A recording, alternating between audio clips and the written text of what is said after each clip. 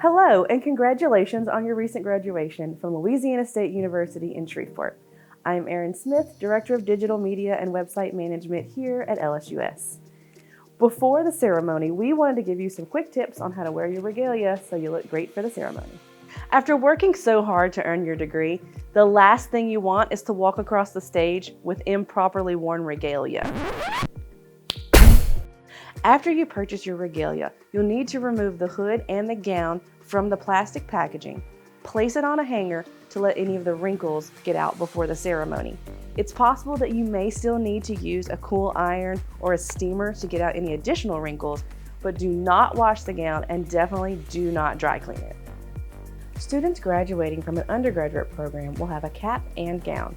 Gowns are worn with the LSUS logo across your chest. Students graduating from a graduate program will have a hood accompanying your cap and gown. Be sure to put your arms through the armholes in the sleeves, allowing the wings to flow past your hands. There are two sides to your hood. One is smooth silk and the other is velvet. The smooth side has two colors, indicating the university from which the degree was earned. In this case, the silk is lined in pilot purple and gold for Louisiana State University, Shreveport. The velvet trim signifies the type of degree you earned.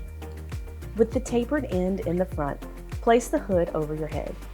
To ensure your hood stays in place, take the neck cord hanging at the tip of the tapered part and fasten it around a button inside your gown, or use a safety pin to secure the loop if you do not have a button. In the back, you'll see a string.